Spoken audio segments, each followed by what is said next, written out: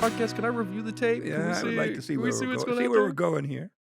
So what does your normal day look like for you? Are you just making these calls, trying to figure out what's actually going on in the county, or Well, a lot of what I do countywide and statewide and even sometimes international is I do a lot of on the phone. I have all kinds of people. I'm not an expert in things, but I usually have the ability to get to somebody who knows somebody who is, and I like to go and have a good foundation in dealing with people that know what they're talking about. Makes me look smarter. that it does? It always helps having people around you that are smarter than yourself. True. And so one of the things in preparation for this podcast, when I would Google your name, the term county watchdog seems to pop up a lot. That does. It's public meeting enthusiast pops up. I do participate a lot in the different forums, and a lot of people get a hold of me with things. They say, "Hey, Kent, I don't want to go speak before the board of supervisors. Or there's an issue here with Arcata City Council." So they educate me, and then I vet the things they're talking about, and we go from there. And so you don't just focus on Eureka City Council and the Board of Supervisors, you're pretty much No, everywhere. it's everywhere from state issues, Humboldt County issues, things that are important around the world. I spend close to half my time now. I'm spending down in Mexico. Enjoy being down there. I'm moving a lot of my investments down to Mexico. I found that people ask me why, and I say, well, if I'm going to be in a third world country, I'm going to do one that already knows how to do it. And there's so many things they have dialed in so much better than we have here. Their health care, just about everybody seems to work down there. Up here, we seem to have so many people that are lost because they don't have a purpose or a job. And family's really strong down in Mexico, so I enjoy that part of it. I think we've lost a lot of that in the United States. A generation or two ago, everybody kind of went to the wind, and now we're lucky to have a family unit to babysit our kids, to grow up and live with, and I think multi-generational institutional knowledge passed on is lost quite a bit in our society here in the United States, whereas parts of Mexico I go to, maybe the big cities are the same way, but parts I go to, you'll have 3 or 4 generations of people living within a block of each other still, and if not on the same parcel in the same household, so. And where are you going down there? What part of Mexico? I enjoy a place, it's, called Quino, Mexico, or it's outside of Hermosillo, and Hermosillo is the capital of Sonora, and, they have a place outside of Hermosillo called Quino, and it's right on the water, Sea of Cortez, so, fantastic place to be, pelicans flying over your head all day long, and then just join the people down there working with them. We work together. And the weather helps. That's a big Weather helps. plus. It does get a little too hot and muggy. Right now, I think it's averaging the other day it was 70 down there, 48 at night with 5-mile-an-hour winds. So it's a now is a good time to go down and work. I probably should be there right now, but And so do you feel that the US is becoming a third world country? Or is that just in terms of its values I or think it's in everything. I mean, the property values here are so inflated. I feel we're so run strictly by greed. Everything I see seems to be based upon greed and desire for power. I don't see a very good working relationship with Mother Nature. A lot of what I kind of look at two things. I ask myself, what would Mother Nature say or do, or what does she want me to do? That's one question. And then if I'm trying to solve a problem, I go, well, what would Elon Musk do? I mean, those are your two North those are Stars? two on my shoulder. Of course, I at any time, I kind of think there was another powerhouse here politically. His name was Leo Sears. He passed a few years ago. He's kind of a mentor. I kind of go, well, what would Leo do under the circumstances? He was able to get things done. So, And why get involved in this political realm? well, it's the future of my children, my grandchildren. Um, if I can leave the place better for everybody environmentally and find ways to create jobs so people don't have to leave here. So many families come here. I went up to Humboldt State. I tell people I was there for he was 13 years. I was at Humboldt State. The first 9 were at College Elementary School, where from kindergarten up through 8th grade, we went to school there. So spent a lot of time. I'm really happy to see, hopefully, the direction that the university is going to now. Back when I was there, it was a college. But with the new polytechnic school coming, I'm hoping that we can partner with them. I think it's a perfect place for people to go out and work within the community. There's nothing better than someone who's. I was going into business when I was a freshman, being a business major, and I got a job managing a jewelry store in Eureka. So I had hands-on people. I was being mentored. learning the practical application of what I did learn at Humboldt State. And the education I got managing the store, in my opinion, taught me way more than I learned in 4 years at Humboldt State there. But it's good to have a rounded education. And that aspect of jobs and employment, that seems to be a big part of what you focus on. Well, it seems to be what we're lacking here. With the crash of the weed business, we lost the timber business. I just see certain opportunities here that are being missed. And I was talking today with uh, the Humboldt County Planning Director John Ford, and we were talking a little bit about the need for jobs here. And so I called a couple friends, like I say, our think tank was what we call it sometimes. And they said one thing we're really missing out on is we have, I think, 4 or 5 fiber optic cables landing here and coming over from Asia. And instead of having the foresight to have those high-paying technical jobs of getting that information disseminated up into the cloud, we're running fiber optic lines over to the valley over there, to Redding. And that makes no sense to me. My understanding it's a high energy usage. Well, hopefully we're going to have offshore wind or some form of affordable energy here. And for our people not to say, hey, if you're gonna land those cables here, then we want the jobs that go with it, not just a pass through, kind of a setup where there's a few maintenance guys around. So I could see that partnered up with Polytechnic School and all the training and the people could have here. I'm in favor of such things as the Nordic Aqua Farms out there. That was a project that I felt, it does deserve a try. And a lot of people have different opinions on that. But I also enjoy communicating with Jeff Hunterlock. He's operating Engineers Union, and he's looking after the jobs and bringing along union people and training people. So I enjoy working with people that are doers and they have ideas. And if I can do some small little part in bringing any of those things to fruition, that's what I'm about. Is there a lot of interest to do something with that fiber optic cable and keep that local, or There really hasn't been. And today, this was just something that somebody said we're really missing out on. So I'm hoping right now to start generating some interest. Our politicians, I spoke with Supervisor Steve Bedrome briefly before I came over here and kind of planted a little seed. Say, Steve, we might want to look at that, and we need a little bit better outlook from our staff, regarding economic development with the county. I mean, a lot of people they say are still leaning on the weed thing, and that as far as I'm concerned seems to be pretty well gone. If you're realistic, there may be small little niche things, but to find these things and go after them, just try. Unless we try to do things and use our political power and have our local people, we need everybody on board. We need especially the county supervisors, and then we need Mike McGuire and Assemblyman Woods, and Jared Huffman and these people. If we can all work together, I think maybe we can create these jobs we need here.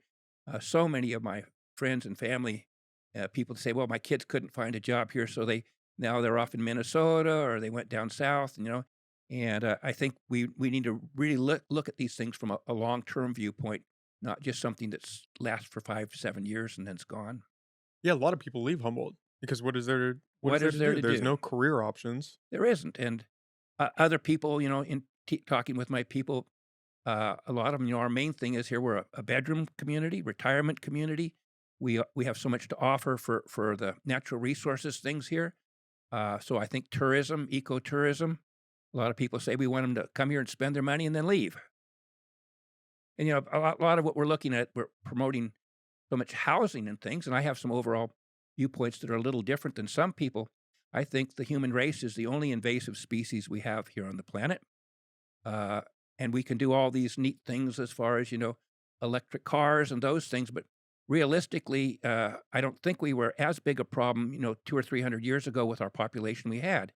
And I don't think the human race, has a chance of continuing to be here unless we're really willing to downsize our population.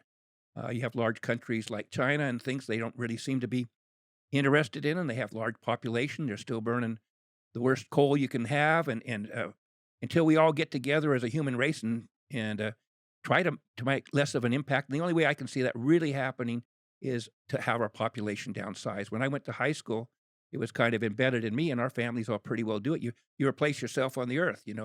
I ended up with 3 boys. The last 2 were twins, so I didn't really have an option there. But as far as that goes, my son is expecting his second child, so he have a boy and a girl, and my other son already is done, so I kind of think as long as people are looking at encouraging growth, we need more houses for more people, but maybe we need to have less people might be a better solution. What do you think an answer for that is? Just having less children overall? It's gotta be voluntary, yes, really really well, the education I got back then was instilled on us, and that's what we followed. I don't That doesn't seem to be a policy anymore. It seems to be so many things the government seems to do. They wanna do something, but what they actually implement is counterproductive to their overall goal, and I see that as being one, instead of better quality housing maybe and fewer people, right now I'm looking at, since my gift, which I consider being self-diagnosed autistic, we weren't diagnosed back then. It didn't happen. But all my grandchildren are all on the spectrum, and so by that, life's been a little bit easier for me in some ways. And so my creativity, I see right now, if you want to have a positive effect on housing, again, working with Humboldt County Planning and Building, I had John Ford on this morning. Got the name of someone to talk to about tiny house villages. To me, that's something of the future as far as that goes, as far as housing goes, where people can own something themselves that now might be able to $65,000. I mean, a young person starting out cannot afford, unless they're able to inherit something or get some kind of inheritance, they really don't have a chance. So I see that as far as the future going, trying to design those kind of things. Super efficient, gray water. And so there's a lot of problems in doing that. Affordable housing does not happen here very easily in the United States. Down south in Mexico, I bought one parcel because of the way things work, something that would take 4 or 5 years here. I split that parcel into four parcels, and within 1 year, I sold off the four parcels that I'd split. And those parcels went for $12,000 a piece.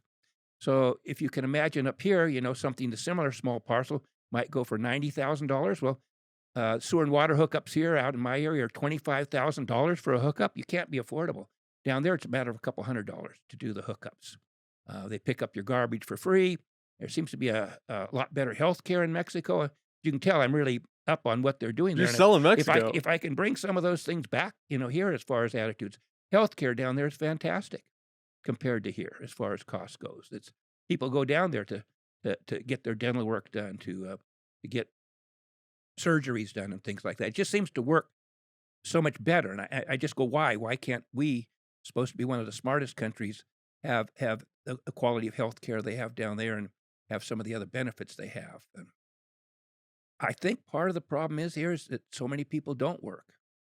I really see down there, you have people that are working in the field for $7 or $10 an hour, or a day. I mean, for a day, they're out there, and I can get an electrician or plumber down there for $15 an hour. And so it seems like just about everybody works that way. And as soon as we start pricing ourselves out of the job market here, where you get a company says, I got to pay $23, $25 with benefits for an employee, well, then of course he's going to automate. And we seem to be getting, instead of having more jobs, we're getting less. And that basically leaves a lot of people that all they can do is have their hand out, for stuff. And that's not what makes someone happy. I feel that's very unfulfilling for someone to not have a job. I see so many people down there that they're happy even though they're making very little, and there may be 3 generations living in the same house, and you have maybe 5 or 6 people in a family all working to really get by the way they would like to live, but they all seem to be happy because they have an accomplishment. They're doing something, and when people don't do things, then that leaves them to other things that are negative, I think. And so I see so many people fall between the cracks because they can't get a job, they can't feel self-fulfilling, they can't feel accomplished. And that's bothersome to me that our society seems to be doing that to people, and there's so many people who need so much help. And they used to call it workfare rather than welfare. Well, I didn't feel that as a negative thing. I thought, give the people who want to work a chance, to go ahead and train them to move up. It's like the union training that Jeff Hunterlock would do. And I'd like to see those things start in the high school. I mean, go to the high school. If someone's not going to be academically inclined, why isn't he making $110 an hour as a certified welder or something? I think that's part of our problem. Here's our educational system. It's very flawed. Um, I enjoyed the educational system in Germany, where at a certain age, you still can bounce back and forth. In other words, you aren't limited. but they do kind of say, hey, you're headed more down toward an intellectual path, where you're going to go down where you get higher education to be a doctor or whatever you're going to be. And the other ones are sent to trade schools, and they come out of there with skills where they have good living wage jobs. We seem to lack that here. It's an interesting dichotomy in the sense of comparing us to Mexico, right? Because they don't necessarily have those social safety nets that we do. You can make the argument, or I've heard the argument made that that's, they're not necessarily working that hard by choice, but because that's what you have to do to get by. Is you have to work that hard. You have to have a bunch of kids so that they can help work to provide for the family.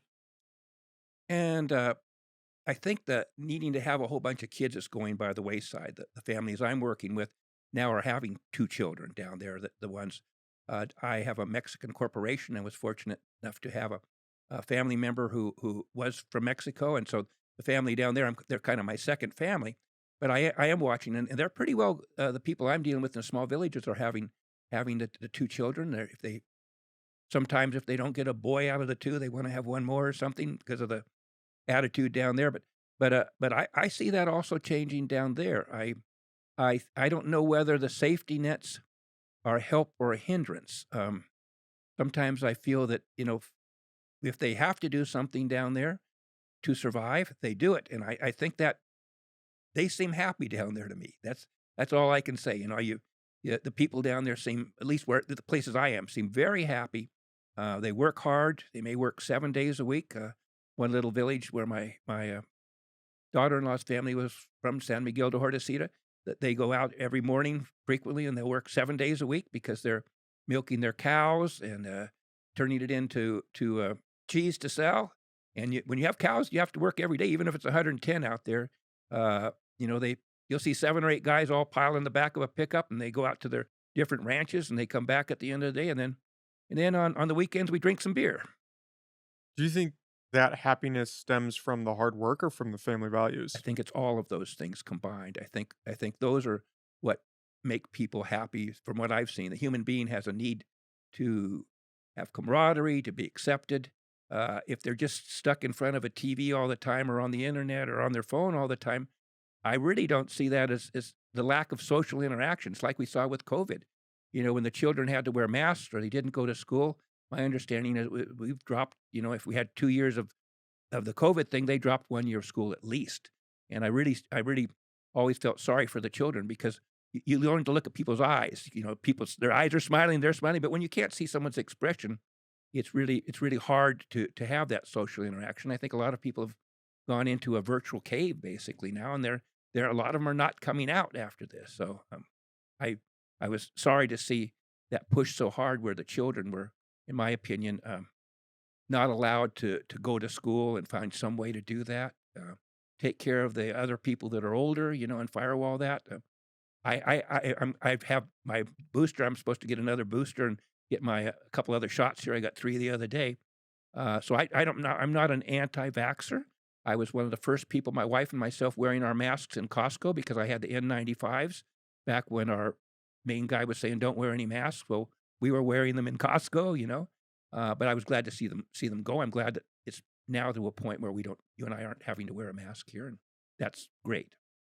A lot of people willingly went into that virtual cave and enjoyed being in there. Yes, There's a sort of pacifier effect when you have that phone in your hands it or is. on that screen or behind the computer. I, I've seen have personal things where I feel family members were addicted to it. First thing they would do when they came home, and just I guess maybe a lot of my generation was more addicted to the TV. But back when I was growing up younger, there was channel 3 and 6, and then 13 came along. It wasn't like 120 channels. And even now, I have a bad habit of having the TV on too much to keep me company. I would be doing a lot better if I was outside doing something.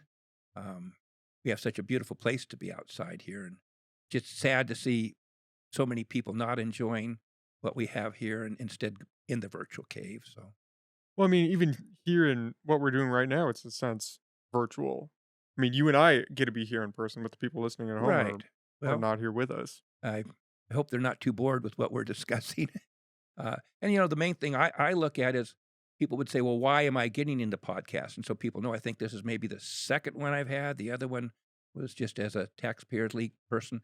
But I'm getting into them because I feel the people that communicate and get ideas and develop a think tank. And I don't know how it'll work or if eventually I leave my email and people can email me things. I love constructive criticism. If I'm wrong about something, it's nothing better. I expect it to be backed with facts. People are willing to give me opinions. This is my opinion. I want to disagree with your opinion. But if someone can prove me wrong and give me the facts where I'm smarter and learn from that and can use that knowledge, that's the main thing that I feel all of us need to do. We need more getting thoughts together, and they used to have sticky dot meetings and those things. Well, I'm on the phone sometimes 3 or 4 hours a day talking to a topic, and someone the other day I was lit up by Tom Wheeler of Epic. They have an eagle down south, and the PG&E wants to cut down this nesting tree, and there seemed to be no reason to cut that tree down. And I'm so pleased when people kind of get together on a topic like that. And in my conversations, you will notice I do have some angst with PG&E. That's a trend I've always had for a long time. And a lot of the large corporations, I do have problems with how they seem to place their greed above the needs of the other people out there. And some of them do great. Some of them are fantastic, very responsible. And there's other ones on the other end of the spectrum who aren't. For someone to go down and have to cut a nest out of an eagle's nest, a tree out from underneath of an eagle's nest this time of year when they're starting to work on their nest and they may not reproduce this year, that stuff is silly because that tree, if it needed to be cut down, could have been cut down 3 months ago. There were other trees. The nest, I understand, could actually be physically relocated, and the eagles might take it back over. But for short-sightedness, and a lot of what's happened out there, and I do have a great respect for people like Larry Glass with NEC, the environmental people. I feel that a lot of them do a good job of protecting what I feel is listen to Mother Nature, and that's one of the first things I said. Left a message for our new supervisor Natalie Arroyo. I said, if you can, just think about what would Mother Nature want you to do on these things, and usually your decision will at least be headed in the right direction. Well, PG&E is a prime example of a company that only cares about the bottom line. Seems that way. I first got irritated when I always fly economy on the plane and walked by one of the planes, and here was PG&E in the first class. There were about 6 of them there, and one guy didn't get a seat there, so he had to sit in back, and they were giving him a hard time. That kind of concept, to me, well, just because we're making money and we can bill it and pass it on to the people, that's no reason not to be. I'm extremely frugal. Some people call it cheap. I like the term frugal. But there are times when I'll repurpose something or spend a whole day doing something. I might be making 25 cents an hour, but at the end of the day, I've saved something from going to the dump, and I've learned something. And I think that I see that a lot again back down to Mexico, where so many things are thrown out here because of planned obsolescence. Instead, I guess because of lower price, and they'll have a lot of boneyards where they have parts for refrigerators, stoves, and things. So I think basically the overall life of an appliance down there is at least twice as long as here for the same appliance. And then I've noticed I even get a kick out of because when you get a refrigerator that's shot and doesn't work anymore, well, we make it into a tool chest down there, or you find some place to use the thing for instead of having them all go to landfills. And that I appreciate, when people are willing and able to take the time to not go and buy something new. I spend a lot of times, like today, I was on Craigslist, and there was a good natural gas water heater out there that was, I think, 5 years old for $200. Well, the new one cost me $725, so of course I'm going to pick that one up hopefully on the way home, and then it'll get another 5 or 7 years out of it rather than somebody putting it in their backyard or taking it to the dump. So Did you hear that the Biden administration wants to ban gas stoves? Did you hear about that? yes, I did. I'm a realist, until they actually develop enough ability to develop electricity to the point they think they have. I will stay with the natural gas. Price on it just went through the roof for some reason, I heard, but I know the cost of when I do things as far as PG&E bills. I've heated my house for years with wood heat. Uh, I have the natural gas for about everything else in there, and it's way less than the electric, and that's kind of sending a message. I don't know. I can't see us weaning ourselves from it until we're ready to. It's the same as down in Mexico. If you want to tell people to quit driving your cars, well, between Hermosillo and Keno once an hour, 24/7, 365. You have a bus transit system that goes down there for not much money. You know, the people can go back and forth. So you pretty well have to build it and then they will come. Instead, we're trying to make people give up something, but there's nothing to go to. Our transit systems are pathetic up here. I know they can't get enough ridership to make the new routes work on a continual basis. And they have to find that and make it workable before people are going to be willing to give up their. I can't see them. We're rural. Giving up your cars and just having, if you need to get a relative or someone to the hospital or something like that, and you or neighbor doesn't have a car and you're out in the middle of somewhere, well, where are you going to go? I mean, it just doesn't Well, happen. and that's the crazy part about the grid and electric cars is they want everyone to go electric, Yeah, but we don't even have the capacity to nowhere let you near. charge your car. We can't right now. They can't. I mean, we were having brownouts, and don't turn on your air conditioner down south. Don't charge your car at this level. And I don't know what level of electric cars we have out there now. But maybe somebody has that information. 10, 15% at the very most. And can you imagine even doubling that? And the grid capacity, no, PG&E is not going to put it in. They've They said they're not gonna put it no, in. Blue Lake, they just totally redid the natural gas lines, 100% out there in Blue Lake, the whole thing, and understand they're doing that in Arcata. So PG&E is saying, "We think the future is going to be in the natural gas," and of Well, PG&E just doesn't wanna invest the money, course. Well, because why? I don't know, but they invested it in the natural gas because I think they actually feel I would think they would feel that that would be their return on investment, that they don't think natural gas is going away. Well, there was that one viral moment, I think, where California came out and said they're gonna ban gas cars, and then a day or 2 later, they came out and asked everyone not to charge their electric car because It's what it the grid is. was gonna be overloaded No, or they've something. gotta gotta fix. Sometime, I like to do research and find out things, and offshore wind is a very hot topic up here now. They feel it's the future. I have people that who actually check into things, and my understanding is there's very few, maybe only 10 or 15 of those offshore wind turbines actually functioning in the world. And this is the floating kind. This is the kind that we put out. None of them are in the conditions we have out here, as far as depth, as far as how Mother Nature runs things around here.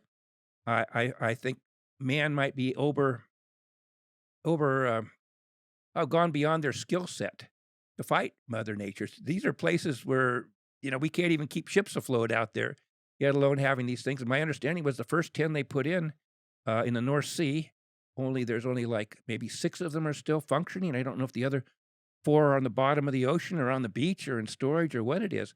But I want to see. I'd rather have them experiment somewhere else rather than us hanging everything on this particular thing out here. Have no problem with the experiment. If they want to put in 10 of those and do it in an environmentally friendly way and see what effect it has.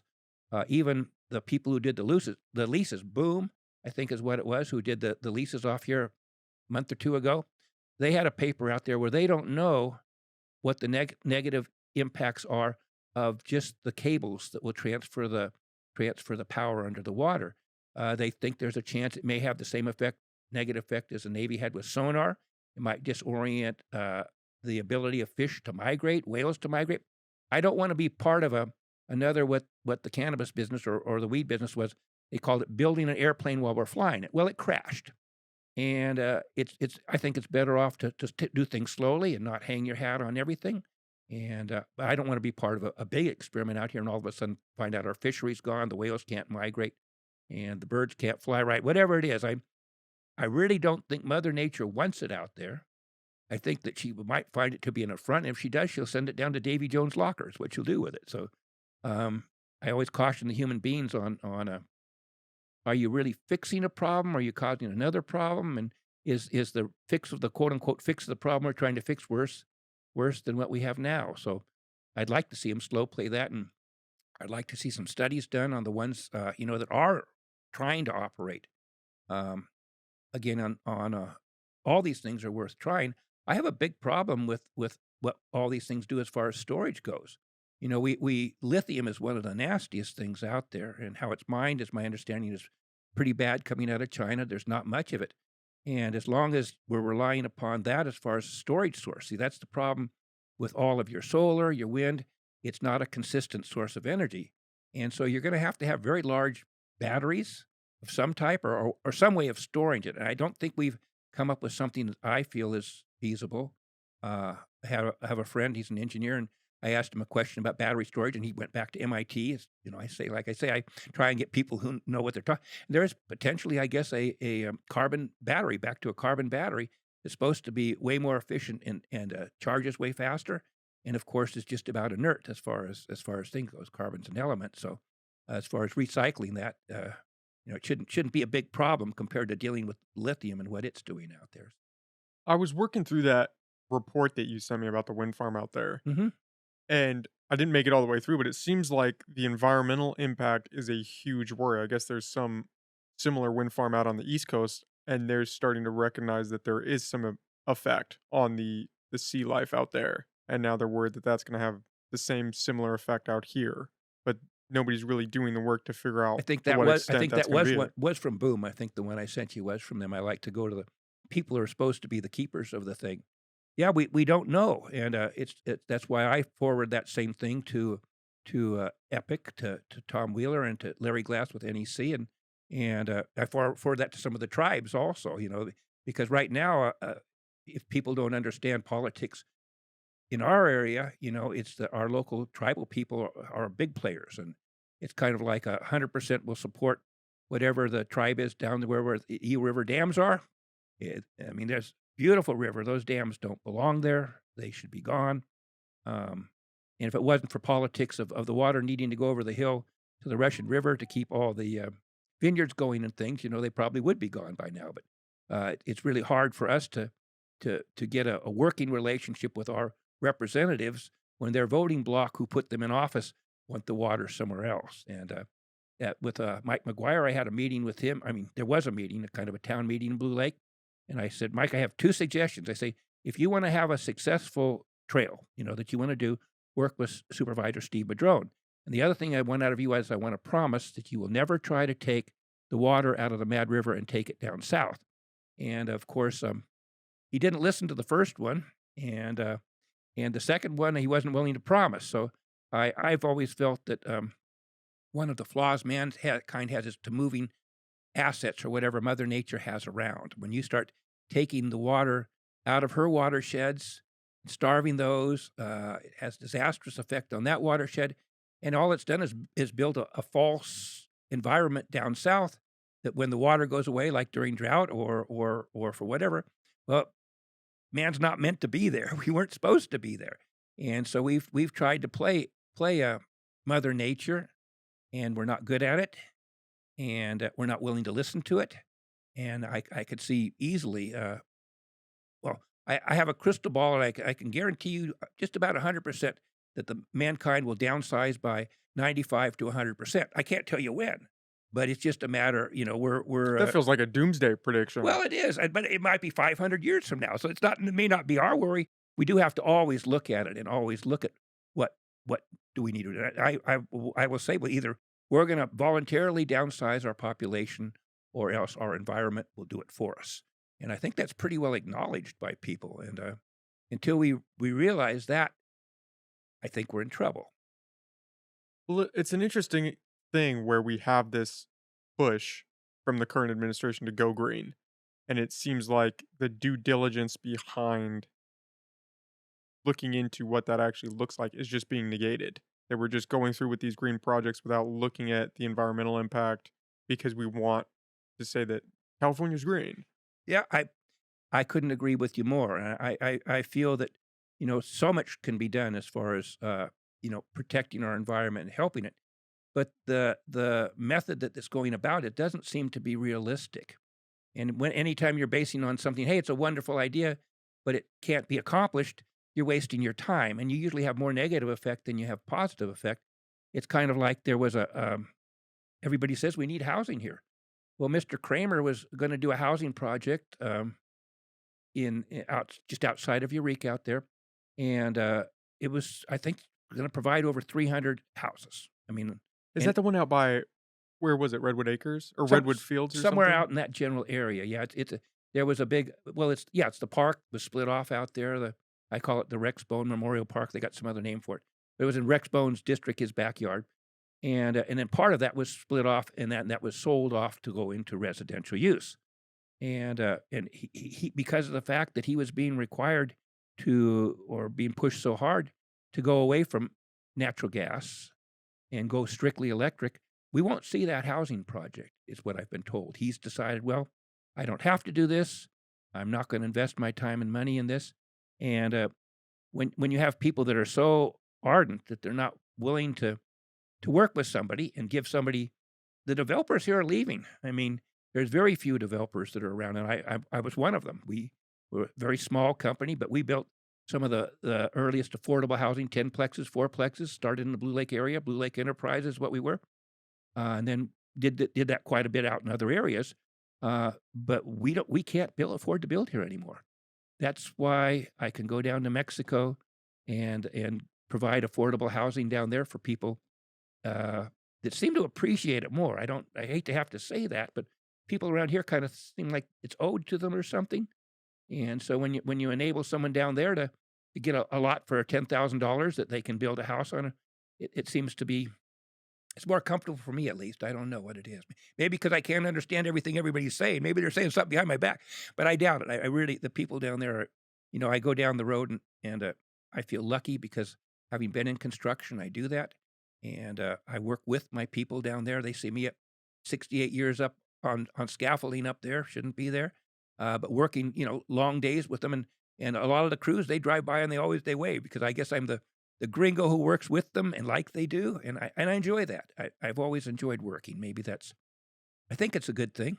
I feel I've had a good life because of a work ethic, a depression ethic that was instilled by my parents. They lived a depression. One of my dad's earlier jobs was on his uncle's farm, straightening out nails. And in other words, they were salvaging everything during the depression. So um, we've gone on the opposite side of that. It's just throw it away, get something new. If you don't like your black stove, refrigerator, and dishwasher, get a stainless steel one, even though those have quite a bit of life left in them. Um, I don't expect everybody to be having harvest gold or green refrigerators, but those were the colors back in the day. But I do wish people would not be so feel that they had to impress people by having the most current things. I love antique furniture way more than things. A beautiful piece of furniture that's 150 years old that's lasted that long, rather than some stainless steel and plastic, just does my heart good. It feels warm to me. I don't know what it is. Well, and it's built different. Old furniture was built to last. The stuff you That's get why from it's still IKEA today here. is just Oh yeah, it's a fiberboard and what things and I bought my first house. I think I was 18. I think when I 18 or 19, I bought my first house and it was old Victorian. I redid it.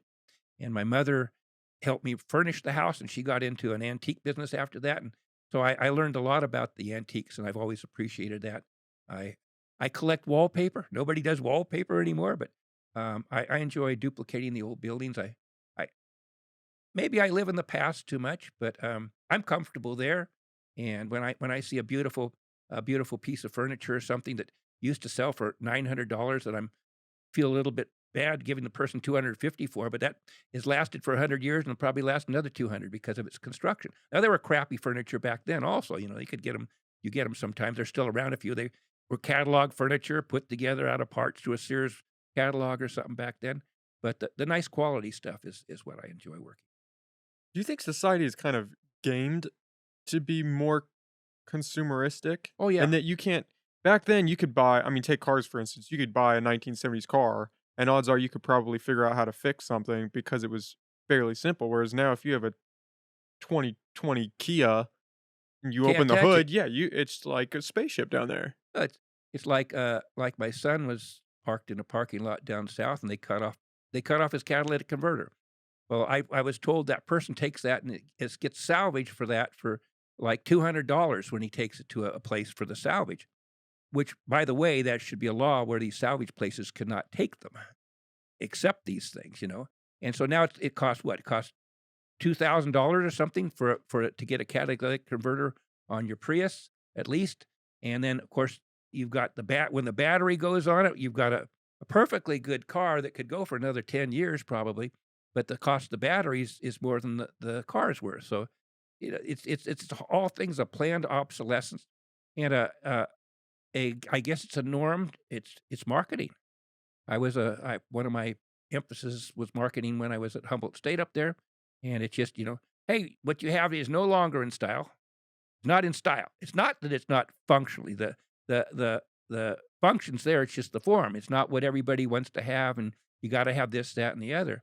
And, that's my opinion is part of the problem we have is that people are just about shamed into being most current, being the most this, that, rather than something that could last them for a long time, so Well, it's not even always just the style. Sometimes it is the function. I mean, that was the big thing with the Apple iPhones, right? oh, Is yeah. they throttled down the older versions so that you had to buy a new one.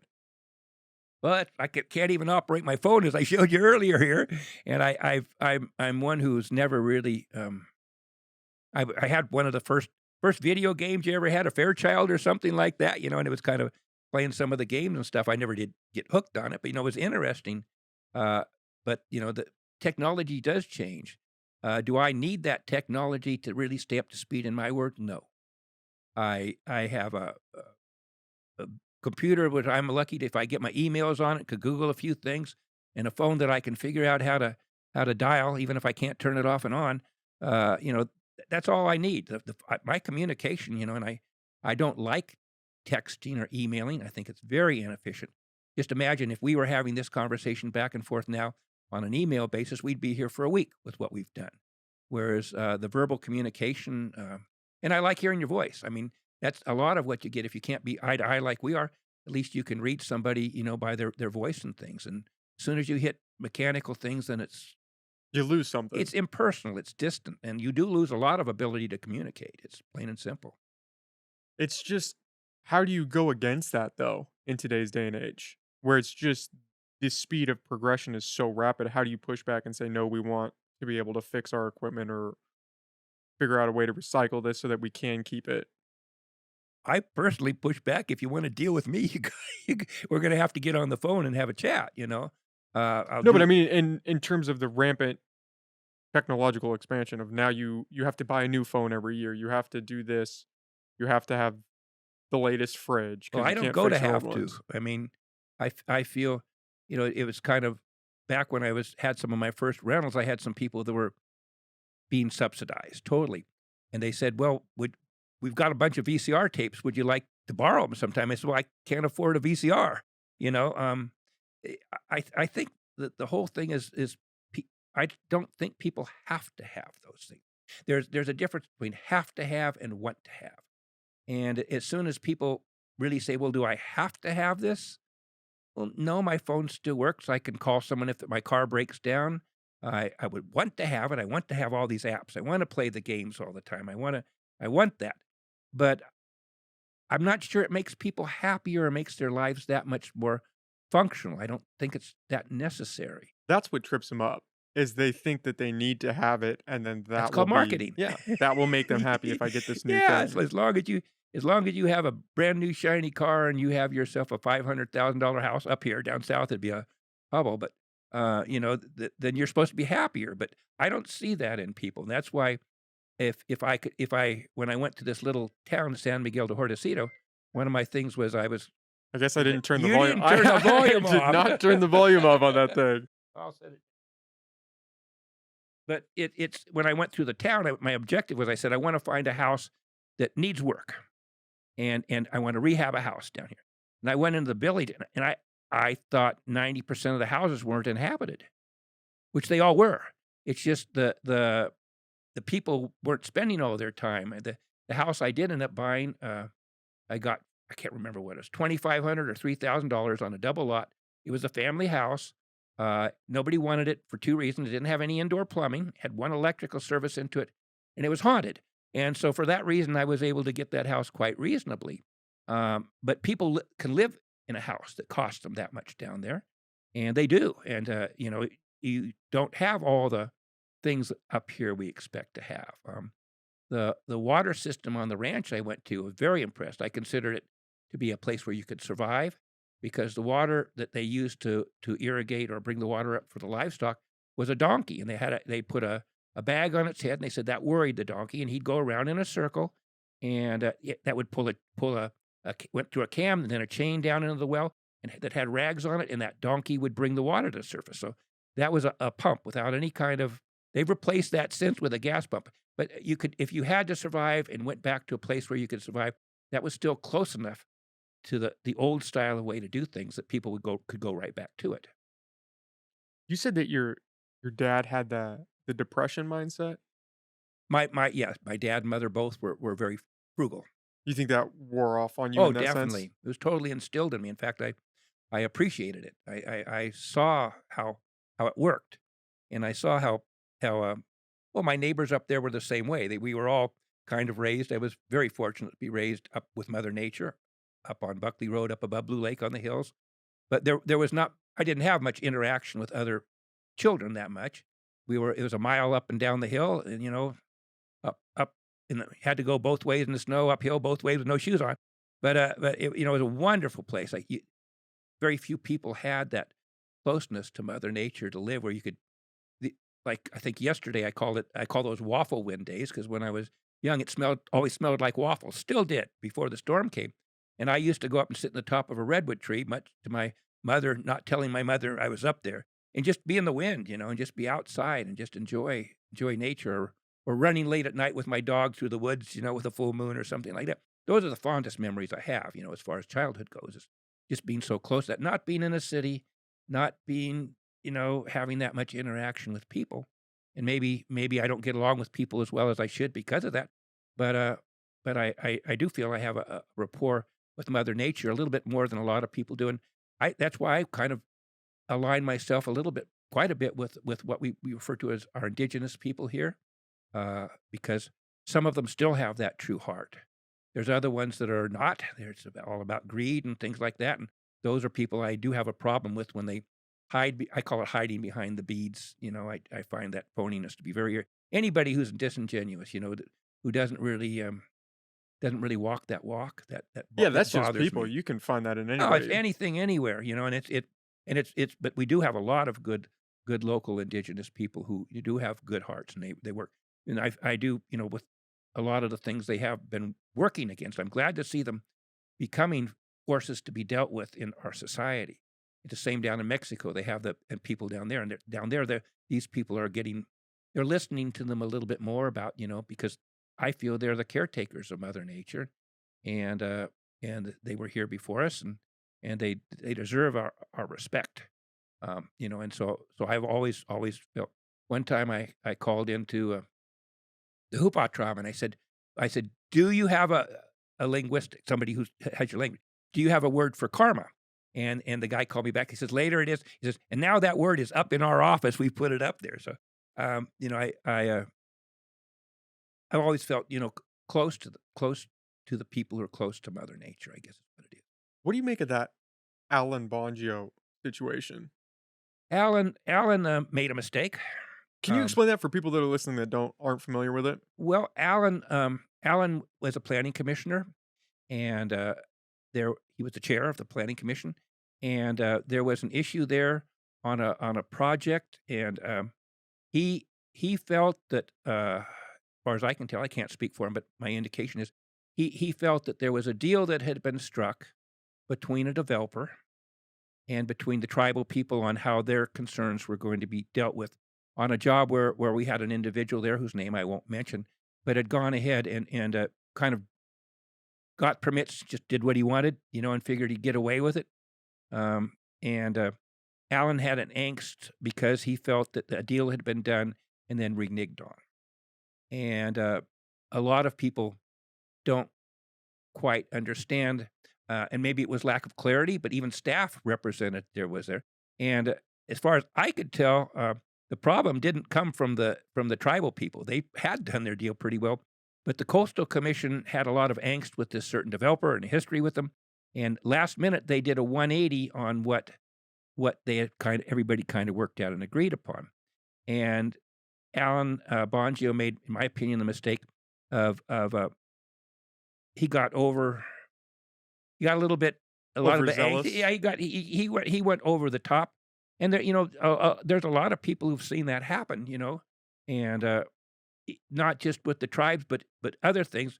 But Alan made a mistake, he directed more towards everybody who was, I think he referred to as Indians at the time, which that word doesn't bother me at all. That's what they refer to each other. But anyway, you got to be politically correct, and so Allen wasn't, and he did express himself, and he should have just done it once and then kept quiet, but kept going with it. So it's unfortunate because Alan Bongio was one of the best planning commissioners I've seen in a long time. He had practical knowledge as far as being a builder, dealing with getting permits, the whole process. And he was a great chair. He was a great chair while he was there. And sometimes those things happen. And to this day and age, uh, you make one mistake, you kind of like I refer to going. You can go to a restaurant, eat there for 30 years, you get one bad meal, and you're going to badmouth them for the rest of your life. Well, our society doesn't seem to be all that forgiving. And when someone does make a mistake, which was made, and so he paid the price for that particular thing. There were all kinds of accusations, like he was out there working on the project. And I called Alan, "Did you work on the project?" He said, "No." One day they were trying to pour concrete, and I don't know if you know concrete, but there's something called a stamp. You stamp your concrete with, and if you want a certain pattern, you have to. I dropped by my patterns because the concrete guy didn't have what he needed. So there, the rumors fly. But the worst thing with Alan that happened there, and I apologize to Alan when he was remembered or saluted at the last supervisors meeting, was his family was harassed. And Alan didn't even know at the time some of the things that were done. So when people go and you have a problem with me, talk to me. Don't talk to my granddaughter. Don't talk to my wife. Don't harass them and threaten them. His family was harassed His in family was reference to the oh comments? yes, in reference to that.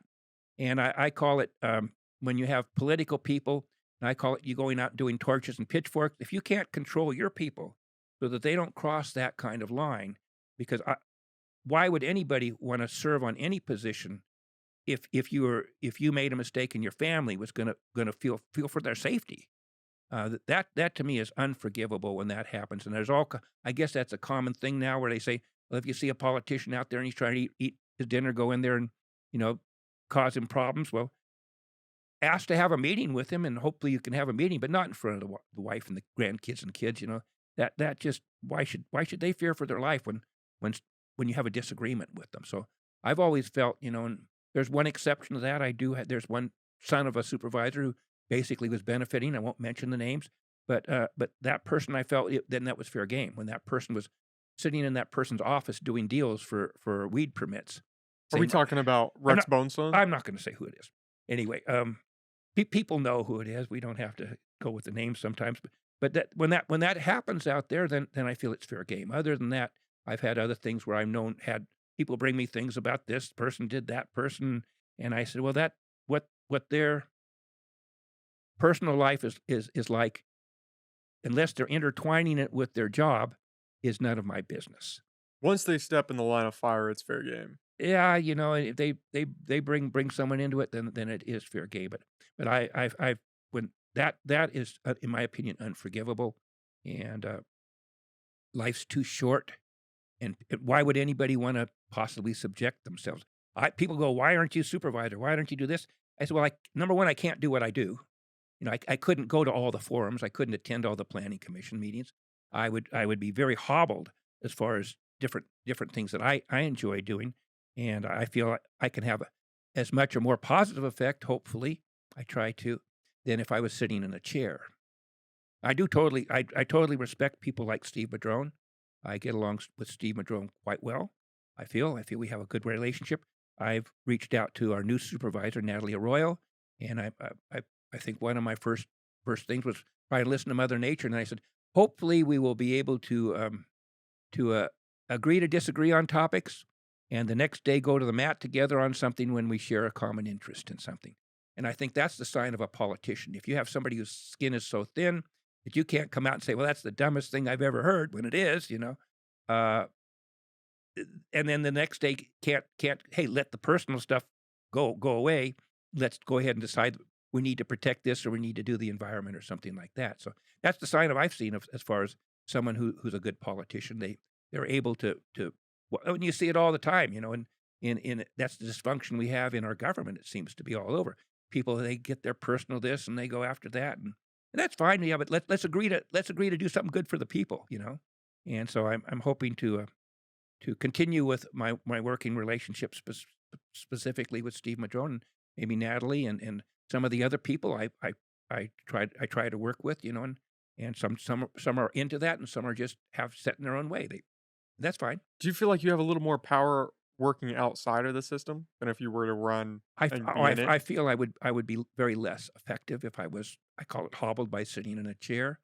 Um, I feel sorry for those people. I mean, they're my job's really easy. I get paid in karma credits, as far as I'm concerned, and trying to help on things, whereas they have the responsibility for what, not listening to the other people out there that have ideas, and there's so many times we have "I told you so's" that shouldn't have happened.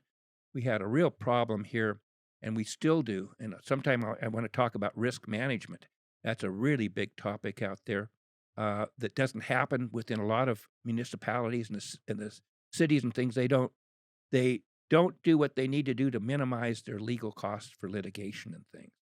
And that's a real pet peeve of mine. We had a really good, in my opinion, Jeffrey Blank, who passed, I think probably about a year ago now, a good friend of mine, was county counsel for Humboldt County there. And one of his skill sets was negotiating. So instead of something going to litigation and stuff, he would get the people in the room. He told me one story, one of the largest litigation things that never did cost the county a lot. He said, "Well, I want the plaintiffs here. I don't want to talk. The attorney will be here with you." But he got him in the room and said, "What do you want?"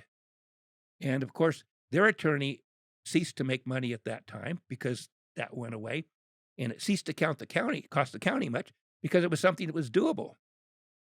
So instead of ending up with a $2 or $3 million litigation both ways, my opinion, certain attorneys are really good at, I call them peacemakers, especially in family law. There's nothing worse than family law when you have two bulldog attorneys causing these two people to have conflicts. They're going to share that kid for the next 16 years, or kids or family, and yet you're putting them off and lining your pockets by causing problems. And I see that in the legal profession.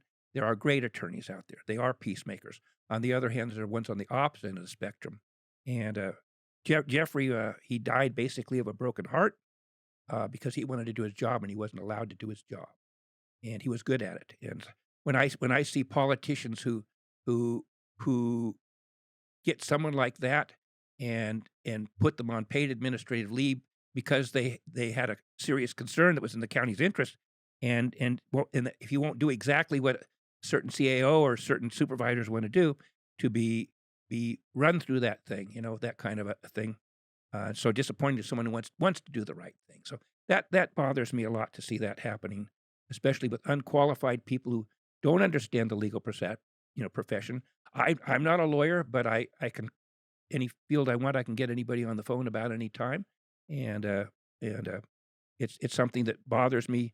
We had a very large judgment come out of Arcata.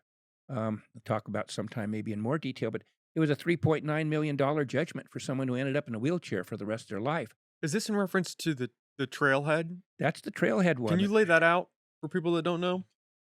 I can kind of give a short version, but what happens is there was a trailhead at the bottom of Fickle Hill Road, and the way I understand it, and I did get the paperwork, public records request, there was a $3.9 million settlement without any admission of guilt. Well, this was settled out. It goes to the cities all have a pool they belong to, so it goes to the pool member, and they apparently felt that it was in the best interest to settle out rather than chance it in court.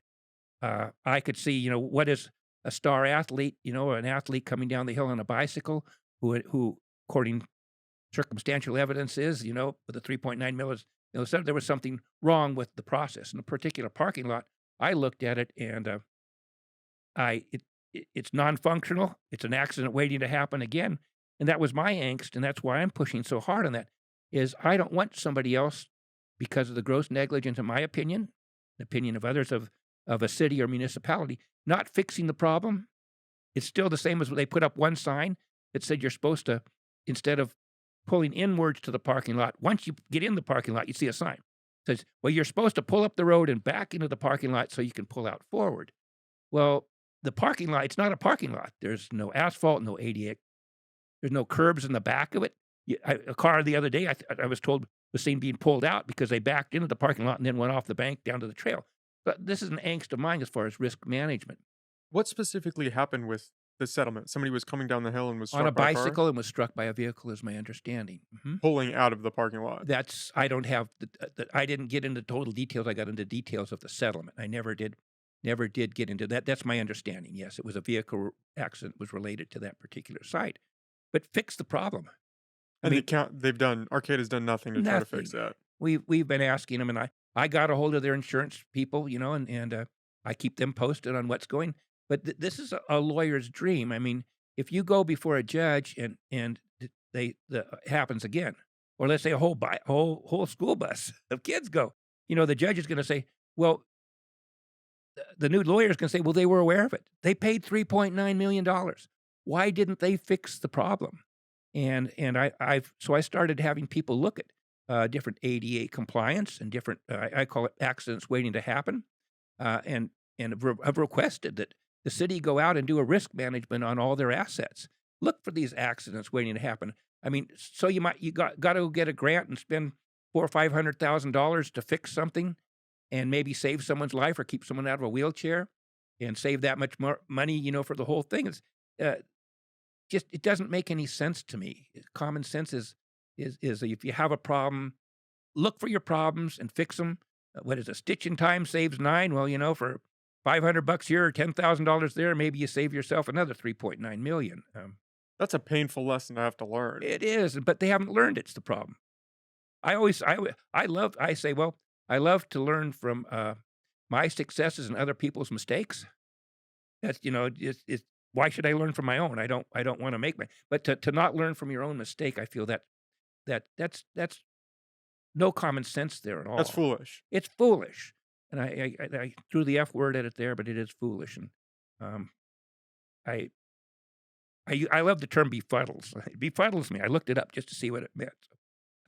Why people aren't you know doing what they should do. Instead, they go on and do a whole bunch more big projects, and they haven't taken care of what they have. So it's kind of fix what. Yeah, and I have a problem with that. I just love to go out and buy new houses and do stuff. Even though they're out of repair a little bit or something. Like maybe I'm saying do as I say rather than I do. But with a municipality, they really I think should spend some time making sure what they have is functional, is the best they can have before they go and go off in so many directions, things that they can't afford, can't manage, and that seems. I guess is that a lust for power when you have to expand your kingdom to make your job exist or something, but you're not taking care of what your job should you have you do. So it seems to be prevalent. I don't know. I don't know if a lot of people run across that. I'm interested in circumstances like that. And again, anybody, I'm in the phone book under Kent Sawatzky. They can two landlines there. One's mine, 5288, and my email is my name at hotmail.com. And so anybody can kind of get a hold of me, and I'm happy to hear about things, and maybe we can all work together to fix things that will help save the environment, make our lives better, and not cost a lot of money that could be spent better. I mean, lawsuit, that money's gone; it's down the drain, and we have so many needs. We have so many things we should be spending our money on. Um, so that's one of my pet peeves. I guess I've listed quite a few pet peeves so far today, haven't I? Yeah, well, I really appreciate you coming on and talking with me, Hey, I man. appreciate the opportunity, and I look forward to possibly be invited back sometime. And Absolutely. and I really would like to do the shout out to people to who want to get a hold of me, who have things and have suggestions. That's what I thrive on. That's what my whole life's about. As you get old like me, you lose your physical ability to do things, but you got to keep your mind working. And so that's what we can solve some problems together, even just a few problems. I think that would be great. Thanks. I really appreciate you letting me come on today. Absolutely. I really appreciate you coming on. Do you wanna as we close up here, do you wanna hold up your little bacon press there? Well, this is coming in the future. It's the bacon press, and that's for when we talk about things that are pork related, where cities or municipalities are spending money and they're making money. So all the pork out there, and told one of the city managers. I said, "Well, this is what I've got." And she's, "Are you going to be talking about my pork?" So anyway, it's out there, and for people who are aware of different things that are not, that are being misspent. We don't want to be paying for $2,000 toilet seats and those kind of things out there.